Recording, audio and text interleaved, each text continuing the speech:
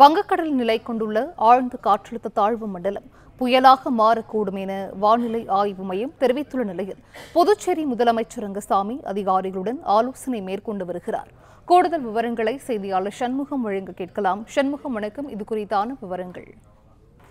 வணக்கம்.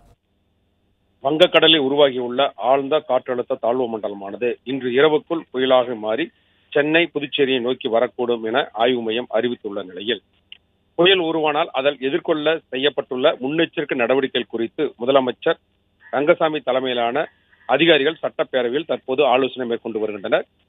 மேலும் குறிப்பாக தாழ்வான பகுதிகளில் தேங்கக்கூடிய நீரை அகற்றுவது குறித்தும், அங்கு இருக்கக்கூடிய பொதுமக்களை பாதுகாப்பான இடங்களில் வைப்பது குறித்தும், எத்தனை முகாம்கள் அமைக்கப்பட்டுள்ளது என்பதும், முகாம்களில் வழங்கக்கூடிய பொருட்கள் அனைத்தும் தயார் வைக்கப்பட்டுள்ளதாகவும் ஆலோசனை மேற்கொண்ட நிலையில் தற்போது கடலோர பகுதியில் அதிகளவு காற்று வீசுவதால் அங்கு இருக்கக்கூடிய மீனவர்கள் பொதுமக்கள் அங்கு இருக்கக்கூடிய மீனவ மக்களை அப்புறப்படுத்துவது குறித்தும், அவர்களை பாதுகாப்பாக வைப்பது குறித்தும் தற்போது ஆலோசனை மேற்கொள்ளப்பட்டு வருகிறது. இந்த கூட்டத்தில் பொதுப்பணித்துறை அமைச்சர் லட்சுமி நாராயண், மாவட்ட ஆட்சியர் குலத்தொங்கன் மற்றும் அனைத்து துறை அதிகாரிகளும் கலந்து கொண்டுள்ளனர். குறிப்பாக உள்ளாட்சித்துறை, வருவாய்த்துறை, தீயணைப்புத்துறை உள்ளிட்ட பல்வேறு துறை அதிகாரிகள் இந்த ஆலோசனை கூட்டத்தில் பங்கேற்றுள்ளனர்.